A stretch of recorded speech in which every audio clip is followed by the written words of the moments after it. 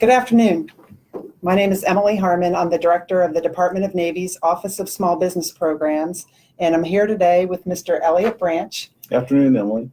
Who's the Deputy Assistant Secretary of the Navy for Acquisition and Procurement, and Mr. Bill Bray, who is the Deputy Assistant Secretary of the Navy for Research, Development, Test, and Evaluation. And we're here today to talk about other transaction authority. So the Department of the Navy purchases billions of dollars annually on goods and services using a variety of methods, including other transaction authority. And other transaction authority has been in existence for quite some time, but now it's kind of becoming apparently more back in style. More and more people are talking about it. So it's used for the acquisition of prototypes and also in research and development. And the Department of the Navy's acquisition chief, Secretary James Gertz, has said that he's focusing on 4 core areas for the future of Department of Navy procurement: to deliver and sustain lethal capacity, increase pivot speed and agility, getting products to the field quickly, driving out cost, and developing talent. So other transaction authorities play an important part in accomplishing his objectives. And I made a post on LinkedIn asking for topics to address during this event, and I appreciate all of the inputs that I got. We'll address those topics and more today. So as we talk, you can submit your comments on Facebook Live, and you'll probably see Simone passing me some of the questions, and we'll do our best to address everything within the time that we have. So, Mr. Branch. Yes. Let's start with the basics. Okay. What is other transaction authority, and what can you buy using an OTA? Well, I think it's very important for us to frame this properly. An other transaction is a contract. Okay, it's an agreement between parties for the exchange of something of value. It commits one party to do something for another party. What it isn't is it isn't a contract under the FAR. So if you look at Mr. Gertz's initiative to deliver and sustain lethal capacity, I think you'd have to admit that in this rapidly changing technological age, some of the people you go to for that are not traditional defense contractors. So other transaction authority allows us to enter into contracts with non-traditional defense contractors for prototype and limited production, where it would be advantageous to be able to, if you will, more finally tailor the terms of the bargain. Oh, so we're not going to be using an other transaction for anything that we want to buy. Well, to get everything done quicker. We certainly don't want to buy the next ballistic missile submarine with another transaction authority. We've been buying submarines since the days of Mr. Holland, and I think we're pretty good at doing that conventionally. Okay. But for things like hypervelocity projectiles, for things like directed energy weapons, for novel applications of technology. So for example, back during 9/11, we were looking at ways to counter the anthrax threat, and we found those in agriculture. So for applications that don't fall into kind of our traditional defense model, OTAs offer us an alternative. And I think it also, along those lines, allows you to go, when you get to smaller systems and modifications of systems. Clearly, we're not going to buy the submarine or an aircraft carrier using OTA, but I do think it gives you some flexibility, program managers, to prototype something. And remember, a prototype doesn't mean it's something that is going to get into a program of record. The purpose of a prototype is does it work? Does it help us? And then a decision's made. Do you scale up? Can you bring it forward? So things that are capabilities, technologies that are small enough that can come in, help the warfighter solve problems. I think that's the important piece. And OTAs give you a unique way to be able to bring those forward a little bit more rapidly than the standard contracting that we've done in the past. Yeah. So can they be used for services? They can, right? Yes. I think if you had a capability, remember what we're really talking about is prototyping capabilities. Mm-hmm. So I think we need to get away from kind of the traditional model of this is a supply and this is a service.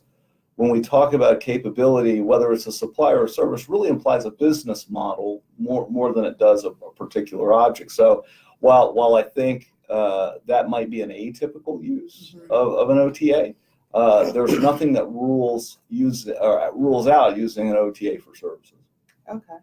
Well, do Navy and Marine Corps commands have the authority to use these OTAs, and how have we been able to leverage them? So the SecNav really has the authority, or it rests with him to do that, but it's passed down to RDA, No. right? So RDA, as the buyer, is the one that has that authority. And that's Secretary Gertz. That's Secretary Right, Gertz. okay. And then we've pushed that down, delegated it down. Part of RDA's 4Ds is delegate, right? Push the authority to the right level. So we've done some delegation of that authority to the HCAs as well as down to Heads the of contracting system activity. Yep. Yeah. Yes. So if you've watched one of our other Facebook videos, we've talked about how to be procurement ready and how to do business with the Department of the Navy. And the Department of the Navy consists of the Navy and Marine Corps, and we have 10 different buying commands.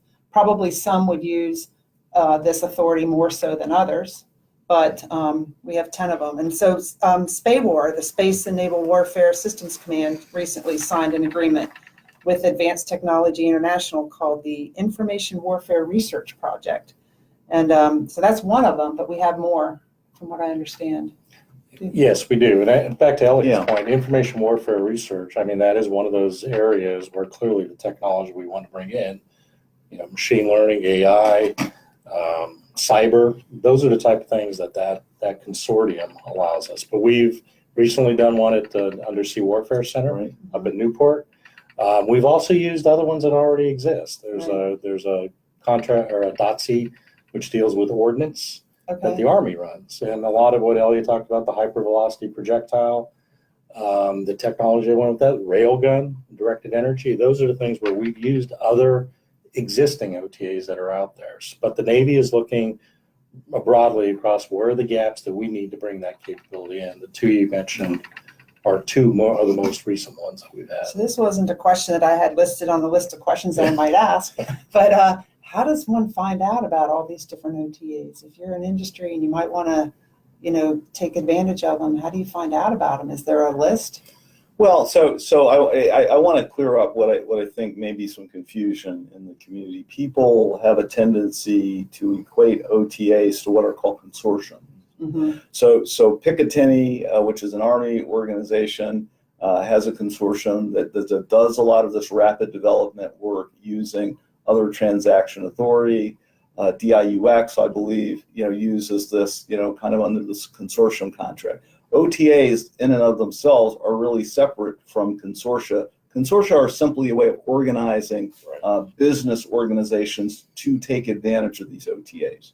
So, the most obvious way to do this would be to look for those consortia that have an OTA in place, and we're doing business with them quite a bit using white papers. So very streamlined process where somebody responds to a need with a white paper. That white paper is peer reviewed, and people are looking at that for merit, and then we can move forward with an agreement. I'm sure we will be using OTAs though. In the eaches, if you will. So people should, be paying attention to our command websites and other places where we generally would publicize contracting actions, remembering, of course, that this is not a FAR contract. So you could publish it on FBO. Sure. FedBizOps. Sure. Okay. Yep. Yes. Okay. So is the Navy going to require consortia it uses to make all the requests for the solutions or white papers, or does the Navy sometimes send them out, or how do you decide? Well, I think Mr. Gertz has I'm going to pile on to what Bill has said. He is a really firm in this idea that we delegate to the right level. Mm-hmm. So I think a lot of those decisions are going to be made by the people to whom he's delegated that authority. Okay. So if you're, for example, selling something that might be used on ships, then you probably ought to go talk to Naval Sea Systems Command. That's the first place to start to figure out, if that's Sure. and then how they're buying it, and they might direct you to somebody else. But And I would also add too, looking at the warfare centers and labs, Mhm. it's pretty extensive, but those warfare centers and labs, a lot of them have certain technology or areas of expertise. And that's where Okay. a lot of these Right. OTA consortiums Right. are kind of aligning We're moving Okay. out with those. So Right. SSC Land, heavy in the cyber, heavy in information warfare, that's where they established their OTA consortium. NUIC, the Undersea Warfare Command up in Newport, very focused on undersea warfare capabilities. That's what their Okay. consortium is focused. So not only the SysComs, but understanding the warfare centers and labs, what their centers of excellence are, I think is an important piece. Okay. And the other thing, building off what Elliott said, delegate is a key piece, differentiate is the other piece, Yeah. right? Yeah, Mr. absolutely. Gertz talks a lot about Yeah. use the right tool for the right problem. So it's not like all of a sudden the Navy, it gets back to what Elliott talking about, it's not like we're going to stop doing FAR contracts and do all OTAs. What we're really trying to do is educate the program managers, the contracting officers, everybody. What is the problem you're trying to solve? And what's the Right. best Yeah, tool to absolutely. use? And so being able to understand those pieces, I think, is important as we go forward. Right. Absolutely. Okay. One of the questions that I got on LinkedIn had to do with what kind of FAR clauses you might put in another transaction. Do you put any, or do you start with a blank sheet of paper, or how do you? Well, nobody starts with a blank sheet of paper. Okay. For years we've been talking about contracting and why don't we do it like they do it in the Uniform Commercial Code. Well, anybody who's ever cracked open the Uniform Commercial Code and read the preamble will tell you that what the code tells you is this is a code that enables the freedom to contract. So the only thing the code contains that actually has to go in a contract are the things that you decide not to put in contracts, when they're key terms. So I think we need to start with the supposition that no one starts with a blank sheet of paper. Even in industry, there's a concept called the battle of the forms, where the buyer walks in with a purchase order and the seller walks in with a standard contract, and there's a negotiation as to which of those terms. So I think, again, we're going to leave it to the people who have delegated authority, while there probably won't be, say, any specific FAR clauses that people pull into OTAs. It would surprise me a great deal if the clauses that are pulled into these OTAs don't look a lot like FAR clauses, in the sense that FAR clauses really have helped us to kind of outline the ground, so to speak. But what OTAs would do in many cases is give us more flexibility to negotiate those terms and conditions to suit the parameters of the deal, and that's something that we find constrained with sometimes in the FAR. Right. Typically, just use the clause that's in Right. it's in the FAR. So, are not-for-profits as opposed to nonprofits eligible to participate? I don't know the answer to that. I don't know if you've. I would imagine that anybody who has the authority to enter into a contract under the laws of their own organization, right? So not-for-profit, nonprofit, corporation, so whatever the form, the corporate form, would be eligible to enter into an OTA. I go back to this. This is not a FAR contract, so the rules of the FAR generally aren't going to apply here.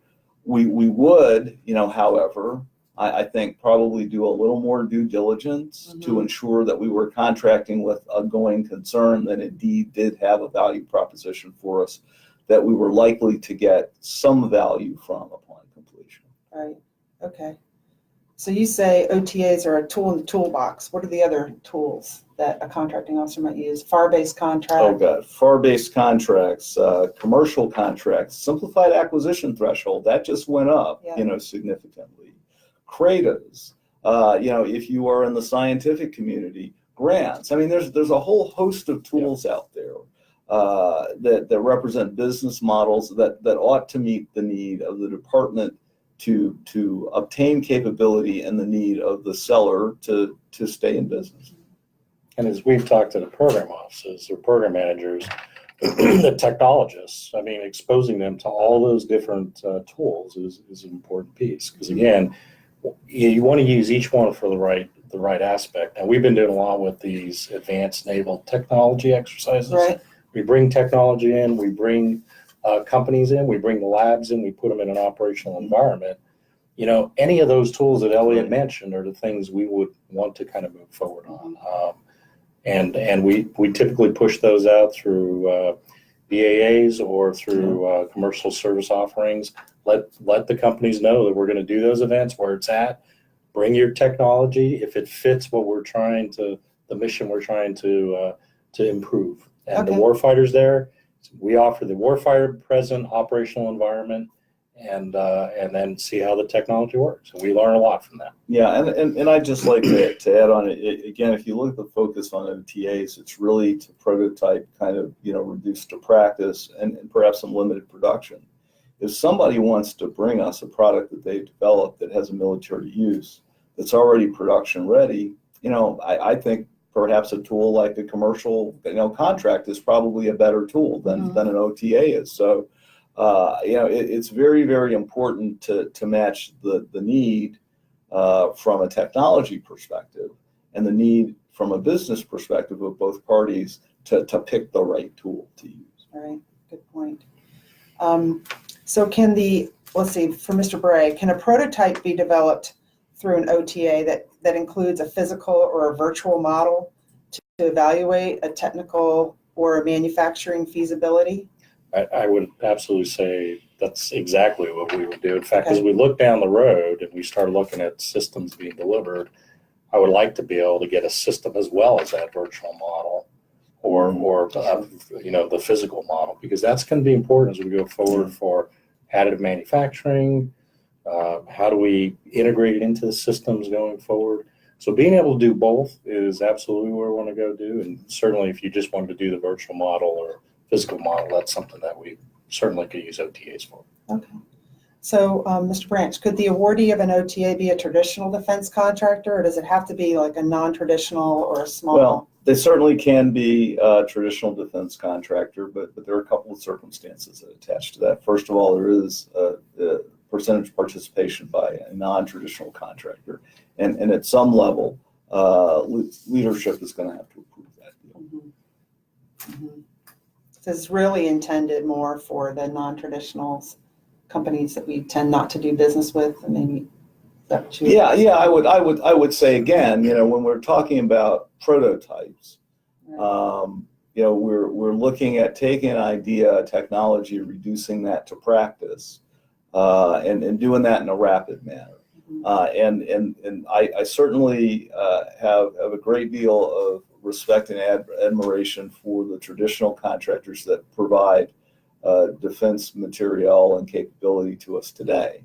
But let's face it, most of them, especially the large ones, have a different business model, and that business model tends to focus on what we call programs of record, where we have identified a need, we've identified a schedule, we've identified resources and technical parameters, and we've gone out either generally as a follow-on sole source or in a competitive environment to select somebody to eventually lead us straight into production. That really isn't the purpose of an OTA. An OTA allows us to take ideas, reduce them to practice, assess military utility, and then further decide how we might want to introduce those into the warfighter's arsenal. Okay. So the Air Force is trying to make it easier to use OTAs by building off of its Rapid Capabilities Office. Is the Navy going to establish a similar office? Today we have decided not to do that. Okay. And part of the reason is, I think, again, that strong Warfare Center, System Center lab. I think that's an added advantage the Navy or Naval Enterprise has that the other services really don't have. That strong technical aspect allows us a place and a location with scientists and engineers to be able to bring industry and other lab members in to do the prototyping we want. Right. And so for us right now, I think the prototyping aspect, that's where we're looking to get that done. I think the challenge is how do you scale that up into programs of record? And that's an area we're certainly working hard to figure that out. But it is an area that we're going to have to work through, which I think is the intention of the Rapid Capability Offices in other areas. Okay. We've looked at things like Airworks down at NAVAIR. They have an organization where it's a cross-functional team of warfare centers, program managers, and SysCom engineers, contracting specialists, BFMs. They get together and figure out, hey, this capability needs to be scaled up. How do we prepare it and have a program manager ready to receive it as we go forward. That's a really good model to get that scaling up. And how do we now take that and kind of bring that across the rest of the Navy syscoms to make that happen? Okay. So here's a question that just came in through the internet. It says, which OTA on-ramp is best for the Navy? And does it have to be a prototype or a developmental system? Well, I think the law, pretty much defines, what it has to be, and the statute pretty much says prototype to limited production. So I don't think there's, a great deal of leeway there. As far as on ramps go, I'm not sure there is one best on ramp. I think what's really important, and this goes back to something Bill mentioned earlier. Secretary Gertz is about differentiation. Okay, so I think he expects his material professionals, everybody from program officers to contracting officers, to sit down and say, what am I trying to achieve? Okay, what context am I operating in? Who am I trying to partner with to achieve that?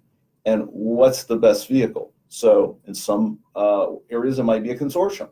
Right. Where I have a problem that is very broadly defined, and I'm looking for a variety of approaches to solving that problem.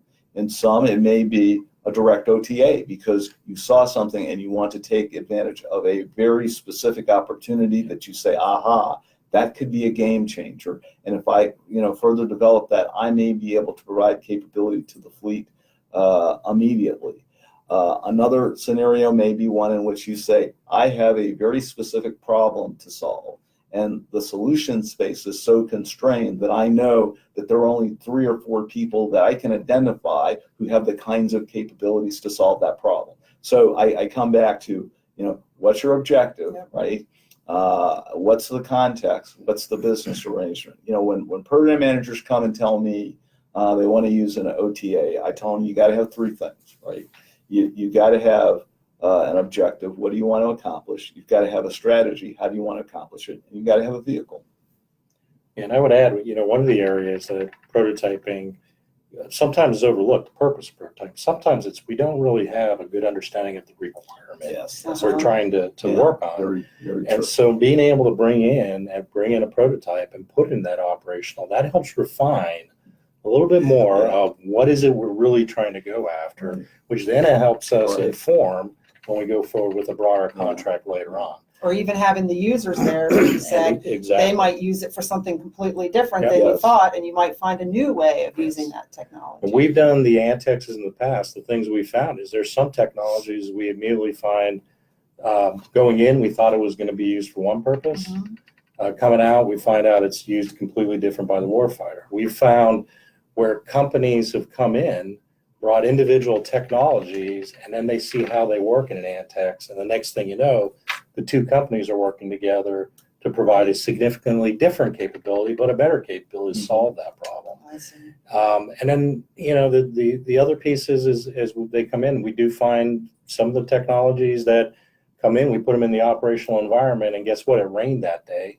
Mm-hmm. And the technology doesn't work in the rain, Yeah. which is not good for a Marine that's going into harm's way. Right. So we do learn a lot, and I think applying all the things like CRADAs, OTAs, all these tools, it allows us to learn a lot about the requirement, about the technology, and then how to apply it to solve warfighter problems. Yeah, we tend to be very success oriented, and I think if we're not careful about that, we will fail to exploit the true value of OTAs, which sometimes is going to learn what Doesn't not work. to do. Right. That doesn't work. Let's not try to do that. And that's a success. Or to reframe our thinking about the problem. Where we look at that and say, if I look at this differently, I'll take an entirely different approach. So,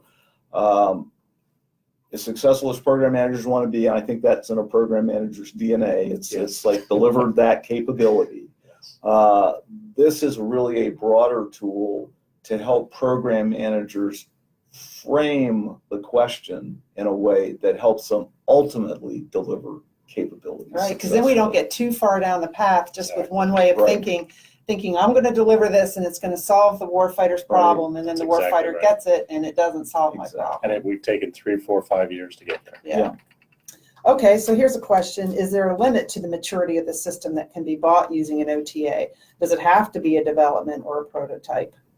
It's got to be a prototype. I go back to the Prototype. the Read the law, law. right? So it's but that raises an interesting question, and it's a question that I often have with the folks who are in the information technology domain, right?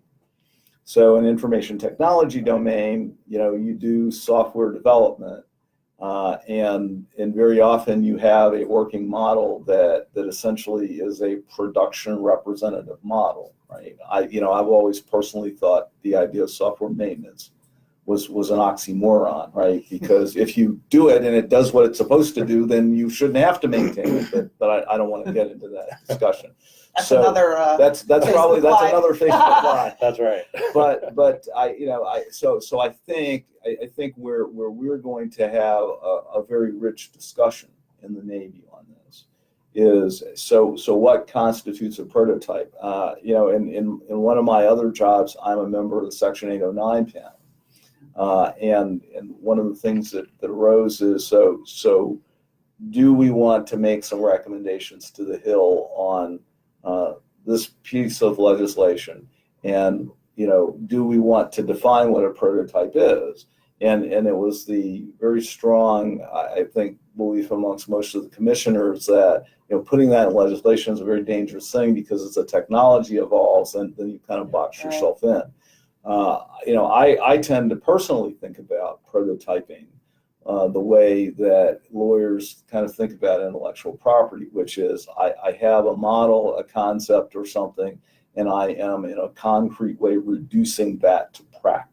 Mm-hmm. So that's my own view as a prototype, but that is a very personal view. I mean, the law does not go into that level of detail, but it does say prototype. So you're going to have to come and make a case that this really is a prototype. So here's a question. Are OTAs primarily for non-traditional defense companies? Or if a company already does business, like a small business with DoD, do they have to work through a consortia to use the OTA path or to provide a capability or solution? And I think you answered about you don't have to go through the consortia, Right. But can just a traditional small, not a non-traditional company, use an OTA? And I really don't have a good answer to Okay. that. So I think it depends on what we're buying, I right? think it depends. I would think it would depend, and I would think it probably depends more on the technology or the capability that they're bringing forward versus whether they're small or Small or non-traditional. whatever. Yeah. We want to get the technology. That's how I view it. So can you speak to how OTAs can leverage fiscal year 16 NDAA Section 804 authority to get integrated into a program of record? Well, I keep coming back to this. 804 authority is there as kind of mid-tier acquisition. It takes off the table a whole host of requirements that we impose on our major defense acquisition programs. Right? OTAs really are for prototyping. So OTAs are a tool of discovery, and if that tool of discovery leads to something, the further development which of a production ready artifact could be done under 804. They fit together. But I will keep going back to this. We've given people a toolbox. We expect them to exercise professional judgment and a knowledge of the arts to assemble the right set of tools to deliver capability to the warfighter. So can they be used together? Yes, but that's a professional judgment on the part of a program manager, and we expect him to be knowledgeable and capable in those tools and in the art of program management. Yeah, I get, in dealing with small businesses and just dealing with industry a lot, I get a lot of questions as to what is the Navy's position on this? What is the Navy's position on OTAs? What is the Navy's position on category management? What is the Navy's position? And I have to say, we have 10 different buying commands with a bunch of different contracting officers, and we don't just, you've got to understand how they're going to apply those tools, right? So I think there's an important differentiation too between 804 and OTAs. OTA. OTAs is the way we buy things, Mhm. right? Just like we Yeah. would FAR Yeah, or Mhm. CRADA. yeah. Those are business deals, Right, negotiations. The 804 authority is just a way a program manager can use certain authorities to be able to bring prototypes in. So again, I think the way Elliott described it is spot on. The OTA is there to bring prototypes forward. 804 is to how do you bring the prototype in and integrate it into a broader program of record, do it more rapidly, take advantage of authorities and the ability to waive certain things that then deliver a bigger prototype in the end. So to me, I think OTA is kind of the vehicle, and Yeah. 804 Yeah, is I think application that's of authorities and tools to allow you to go more quickly and with speed. And you're working on a lot of internal communication about all of this as well, right? I mean, today we're educating the public. Mhm. That might include some government employees, but we're also training the government employees on all of this. Absolutely. Yeah, absolutely. And that kind of gets to that, one of the other Mr. Gertz's 4Ds, right? That one of the third one is develop. It's about developing the workforce. I think there's a lot that we have to do internal to ourselves to make people understand everything we talked about today. This Facebook Live, I think, is an opportunity to do Yeah, that. But, absolutely. we're looking at how do we create mobile training teams, get out to the different syscons, Right. have the dialogue, have the workshops. What's an OTA? What's an 804? Section 804? What's a Section 806? How do you use all these tools? What's available to you?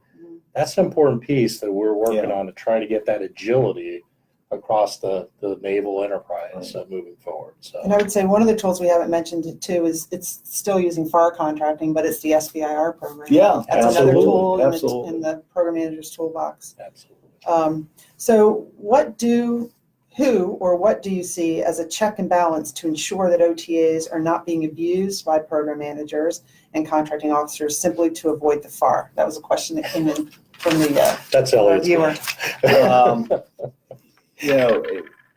So I would say a couple of things.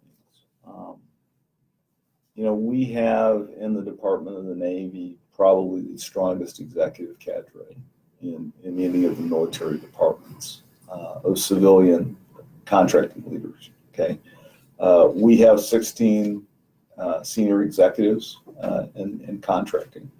As you mentioned, we have 10 Echelon 2 contracting activities headed by what we call HCA's heads of contracting activities. Mr. Gertz has delegated to his PEOs who are serviced by those folks the authority to enter into OTAs to the extent that he's allowed to by law. So, two things. Number one, he's got an oversight regime in place. Periodically we call them stem to stern reviews, where he brings in the senior leaders across the community to talk about kind of issues, systems issues and acquisition. And then he also does deep dives with each of the individual PEOs. I would imagine that we're going to see how we're doing with OTAs in those environments. It's interesting. I was out at DAU this morning, and I was talking about the concept of decision rights. Right? So who gets to decide at a level in the organization? And I think Mr. Gertz has made it very, very clear that he's delegating that to the lowest level practicable. He has a saying that you should do only those things that only you can do. Right. So I don't foresee any overarching OTA policy until such time that he sees there's a problem with people exercising decision rights at a lower level. There's lots of checks and balances. I mean, a program manager can't just go and award an OTA. It takes a contracting officer. So then you've got legal. So there's lots of checks and balances too in everything that we do. And I would add that the stem to stern is a great example, because I think it gives us the opportunity to bring, what he wants to make those is data-driven discussions, right? Yeah. So it's a great opportunity to bring in here, hey, here's the usage of OTAs. Here's who's using it. Here's how it's being used at that macro level. Right. And then have the discussion. Are we using it ineffectively? Right. Is it achieving what we want to achieve? Mm-hmm. Because just because right now OTAs is the word, right? Mm-hmm. We're going to go do OTAs because it's going to help us go faster. does How it, fast are we going? right? Does it deliver lethal capacity, Right. right? Or is it just the new thing that we're doing? To me, I think we got to get the right metrics. I always look at the metrics. Does it get to the warfighter? Right. Does the capability get to the warfighter with speed? And that's, I think, what we're trying to track to. So being able to collect the right metrics, not necessarily how many times we use an OTA, Right. but what was the output? That's where I'm trying to track Yeah. to. Right. So here's a question, and I might kind of start in with an answer, but it's how does an OTA differ from a small business innovation research or an STTR, small business technology transfer? They have your grant, the contract. I think with SBIR, we're putting out a white paper saying we have this, this issue that we need to solve, and typically we get a white paper back, and I would say it's maybe more developmental. Well, and the other thing, certainly in phase one, Yeah. right? Phase But one. the other thing I think is very important is while the data rights Yes. are very, very unique to SBIR and STTR program, it is fundamentally a FAR contract. Yeah, it's a FAR contract. Yeah, Right. and an OTA is not a FAR contract. It is a contract that may be informed by the FAR experience of contracting officers, but it is not a FAR contract. Mhm. The other piece is the source of funding. Sivers has a completely dedicated source of funding driving for those investments. Whereas a lot of the OTA needs are going to come from program managers Right. trying to solve a specific warfighting Yeah, problem, that's true. Mhm. right? So it's a different perspective of where Yeah. the need comes from her. Because typically with SBIRs, it's a tax on the program's R&D funds. And then at some point, depending on how far along it gets, the program Does it manager can transition? decide if they want to transition it. That's right. So, so do you have any Navy and Marine Corps successful OTA stories to share? Have we experienced that already? I think there's a number. We talked about some of them early on. High velocity projectiles, kind of a good one where we relied heavily on OTAs to get us there. Railgun use it extensively, particularly in the power side of the house, to go off and get work done, be able to move that technology forward. Mm-hmm. So it wasn't go do an OTA to build a railgun, but it was the components and the piece parts, and how do we drive the risk out of the technology, either through studies, research papers, or actual piece parts of the system. Yeah, so those are a couple examples. Yeah, and that's absolutely critical, because I don't think sometimes we remember how much code development is required to make successful capability, right? So Apple doesn't make an iPhone until you get high shock resistant glass, and certain other components, right? And that's not in their sweet spot, but somebody had to be developing that in parallel. So OTAs help us to take some of that technical risk out by looking at how we reduce to practice, co-developing technology. Okay. Here's a question. I don't know if it's really clear to me, but maybe you understand. It says, for a naval warfare center like Philadelphia, who can or should sign the memorandum of agreement between the Naval Warfare Center and the OTA? And that question. If what they're saying is I believe, let me reframe that question, and the person, if I've reframed it improperly, the person will come back online. But I think the question I'm hearing is, if a Naval Warfare Center wants to use an OTA, who should be the signatory for the government with the private party? And we are following the DoD OTA manual, and the DoD OTA manual requires that person to be a warranted contract officer, to have to have the same qualifications as a warranted contract. And I would add, I think and correct me if I'm wrong, Elliott, but for an OTA specific to go off and do that would require that. But the consortium one, a lot of that is already completed. And so there is an office that would say they would sign. Yeah, right? that's so true. that's already established. Yeah, that's accurate. So here's another question I don't quite understand, but it says, can you talk to end users directly? So I know that the people in the government talk to end users quite frequently as we develop our requirements, but this might mean also could a contractor that maybe is under an OTA, do they talk to the end users? So I want to use this as an opportunity to talk about communications, period, right? So if there are any government folks out there listening, and I have this on the good authority of Tom Frankfurt, who is Mr. Gertz's lawyer, because we had this conversation this morning in front of a bunch of program managers at Defense Acquisition University. It is okay for government employees to talk to industry, full stop. Okay, it's called market research. Now there are some times and some constraints on that communication. So when we have an request for proposal on the street, and we are entering the source selection process, we still continue to talk to industry. We just do it with certain parties in the room, like contracting officers. But there is absolutely no reason that you can't talk to industry and industry can't talk to you. If that doesn't happen, how do we get the information that we need to inform the problems we're trying to solve? So please, I'm pleading with you guys, talk to industry. Industry, don't take no for an answer. To add on that again, I go back to the advanced naval technology exercises. That is so whether it's OTAs or CSOs or however we go out to industry, that is an opportunity. We bring warfighters in there. We did Urban 5th Gen out of Camp Pendleton. Mm-hmm. In the field, we had a division or a company of Marines there. They worked through it. They used the technologies. They got assessments. Lab personnel were there. Warfare Center people were there. The warfighter was there. It was open dialogue. And I think that's how that type of dialogue is important for us to learn across the board, what's working, what's not working. So I wanted to make sure, so visiting a small business's spaces, I think there's a difference between having a small business come in and give you a PowerPoint, and if it's a production kind of company, or they're making product, actually going and seeing their spaces. That's part of your market research. Absolutely. Absolutely. You start, I think, to get some insight, and it's been a while since I've walked a plant.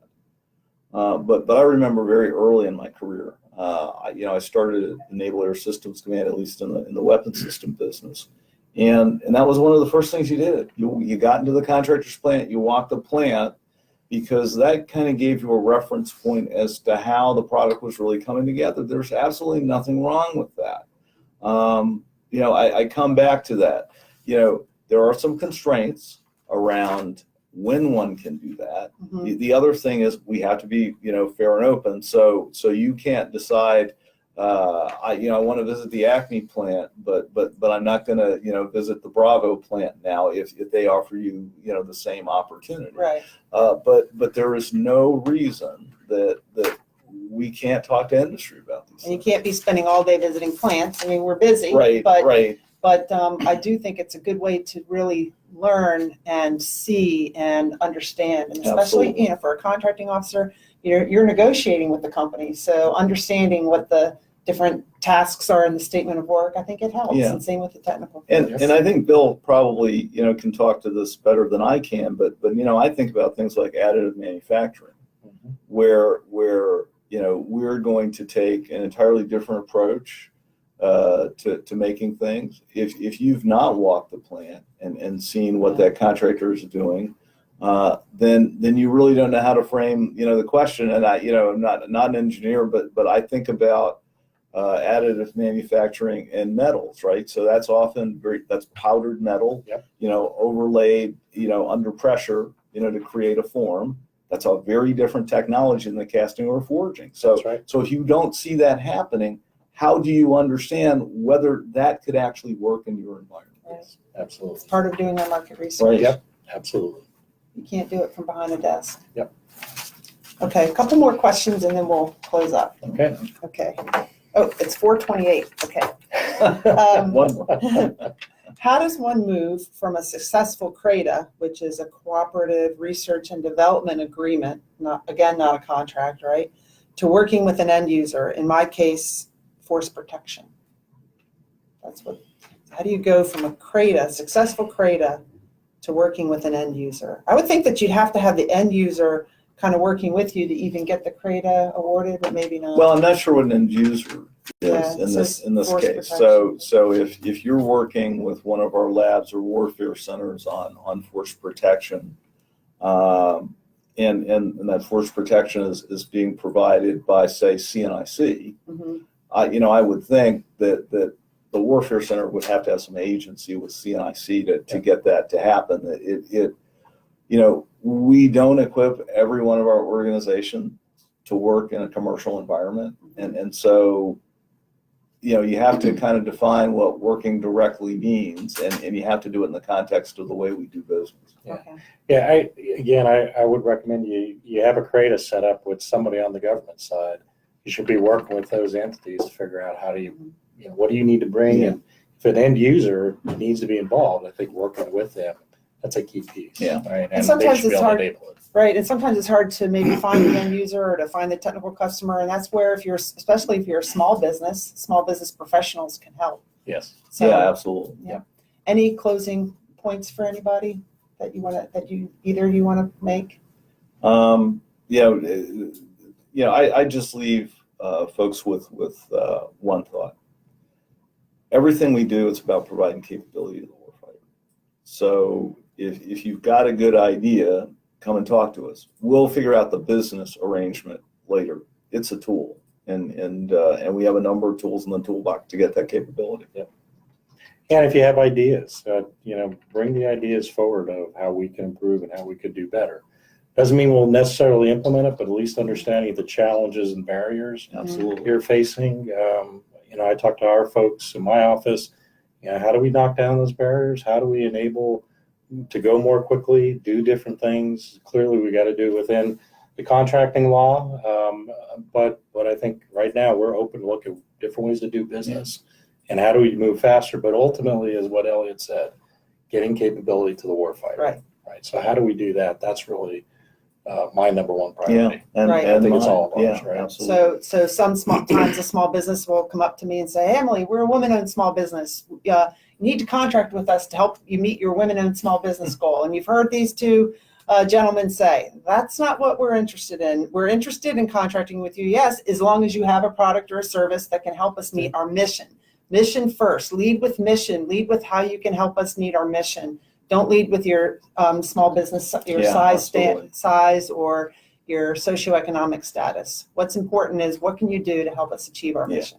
Absolutely. So we're going to have more of these Facebook Live talks. If you have any topics that you'd want us to do these on, please let us know. The Acquisition Integrity Office sits right next door to this office, and we're going to have one there on some of the pitfalls that sometimes companies can run into with respect to acquisition integrity, sometimes not intentional.